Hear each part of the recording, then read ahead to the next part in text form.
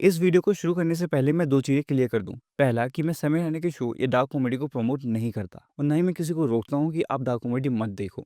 आप लोग इतने समझदार हो कि यू कैन फाइंड किस तरह की जो आपके लिए ऑफेंसिव है, किस तरीके की नहीं and after that it's your decision कि आपको वो शो देखना है या नहीं। सेकंडली रणबीर अलावादिया का जो जोक था वो किसी भी तरीके से सही नहीं था, even in the context of dark comedy. अगर डार्क कॉमेडी के अंदर एक लाइन है, तो ये जोक उस लाइन को क्रॉस करता है। और लास्टली इस वीडियो के अंदर कुछ ऐसे पॉइंट्स हैं जिसे आप रेजोनेट ना कर पाओ, मे बी आपको सही ना लगे, बट उससे पहले आप मुझे गाली दो कमेंट के अंदर। I recommend you to watch the whole video और मेरा पॉइंट ऑफ व्यू समझो उस पॉइंट को रखने के लिए। If I made my self clear, then let's continue with the video. So end to the controversy over the crass comments made on a YouTube show revolving around famous YouTuber Ranbir Biceps. In the Ranbir Alabadia case, latest episode of India's Got Latent has been put out. Ranveer Allahbadia बेहद निम्न स्तरीय, फूहड़, मर्यादाहीन और एक ऐसे show में बैठा दिख रहा है जिसे कॉमेडी शो गलती से कहा जाता है। In the name of content creation, perverted is all being promoted. In a new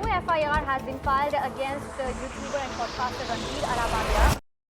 8 तारीख को समय रहना अपने YouTube चैनल की मेंबर्स पेज पे एक वीडियो अपलोड करता है और ये वीडियो अगले ही दिन फट जाता है और इस तरीके से फटता है कि शो के जजेस के खिलाफ ना ही सिर्फ मुंबई पुलिस पर गुवाहाटी क्राइम ब्रांच भी FIR दर्ज कर देती है। महाराष्ट्र की साइबर सेल शो से जुड़े 30 से 40 लोगों के अगेंस्ट क्रिमिनल केस फाइल कर देती है। फिर national human right commission video को टेक डाउन करवा देती है।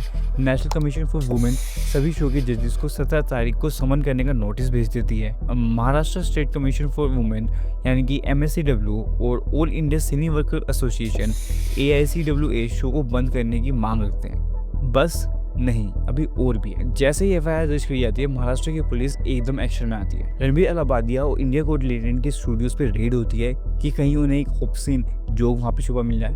महाराष्ट्र के CM इस टॉपिक के ऊपर बात करते हुए लोगों को आश्वासन देते हैं कि वो एक्शन लेंगे और तो और ये टॉपिक पार्लियामेंट तक में उठाया जाता है। कंटेंट पे कुछ भी दिशा नहीं है, कुछ भी पॉलिटिकल के बारे में कुछ भी अनाप शनाप बातें करने की ये जो रिवाज चालू है, इसके ऊपर सेंट्रल गवर्नमेंट ने ध्यान देना चाहिए।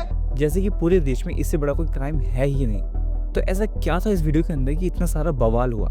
ये सारा फसाद शो होता है एक डार्क कॉमेडी शो पे जहाँ पे रणबीर अलावादिया एक ऑब्सीन जोक मार। Watch your parents have every day for the rest of your life.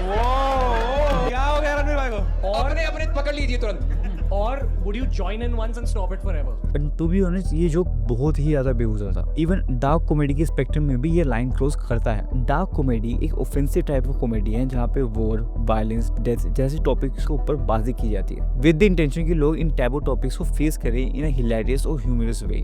But dark comedy के अंदर भी एक लाइन होती है जिसे रणबीर अलाबादिया के पेरेंटल सेक्स जोक ने क्रॉस किया, जिसके खिलाफ एक्शन लेना चाहिए, नो डाउट। और इसलिए मैं कह रहा हूँ कि क्रिटिसिज्म और लीगल स्क्रूटनी पार्शियली जस्टिफाइड है क्योंकि the influence like Ranbir hold a big audience and they need to be responsible. आप लोग उनसे अपोलॉजी मांग कर सकते हो, उस वीडियो को हटाने की मांग कर सकते हो और उन्हें वार्निंग दे सकते हो, पर क्या उस क्रिएटर के अगेंस्ट FIR दर्ज करवाना जबकि वो सॉरी बोल चुका है, इतने सारे कमीशंस का इन्वॉल्व हो जाना, उस पूरे शो को टेक डाउन करवा देना, इस बात का पार्लियामेंट तक लेके जाना और प्राइम न्यूज चैनल्स पे 2400 घंटे इसी न्यूज को चलाना कुछ ज्यादा नहीं है। और अगर बात करें कि शो के अंदर बहुत गाली गलौज होती है, ये बच्चों के ऊपर एक अच्छा इम्पैक्ट नहीं डालता, तो क्या यार ये पहली बार हुआ है? इससे पहले अब तो कुछ नहीं था क्या? ओल्ड बालाजी और उर्दू जैसे OTT के ऊपर क्लीन कंटेंट पड़ा है, इवन नेटफ्लिक्स के ऊपर क्या क्लीन कंटेंट पड़ा, वहाँ पे गाली गलौज नहीं है। और क्या वो सॉन्ग जो लड़कियों को ऑब्जेक्टिफाई करते हैं, जिनकी रीच इस शो से 1000 गुना बड़ा है, वो सही है? चलो माना कि समय रहने का शो बकवास है, ऐसा शो बनना नहीं चाहिए और जिन लोगों के पास पावर है उन्हें रिस्पॉन्सिबली बिहेव करना चाहिए। फिर क्यों BJP के MLA पार्लियामेंट के अंदर फोन देखते हुए पकड़े जाते हैं? क्या वो बैड इन्फ्लुएंस नहीं है? क्यों BJP के लीडर्स 1000 लोगों के सामने गालियां देते हुए नजर आते हैं?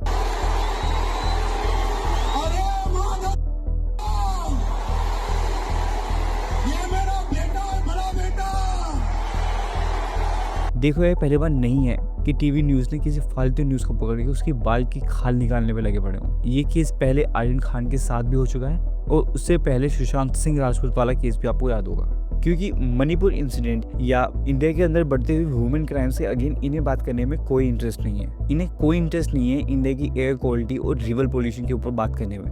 हमारे प्यारे प्राइम मिनिस्टर को मणिपुर इंसिडेंट के बारे में बोलने का टाइम तब तक नहीं मिलता जब तक वहाँ पे 2 लड़कियों की नेकेड परेड वाली वीडियो वायरल नहीं हो जाती।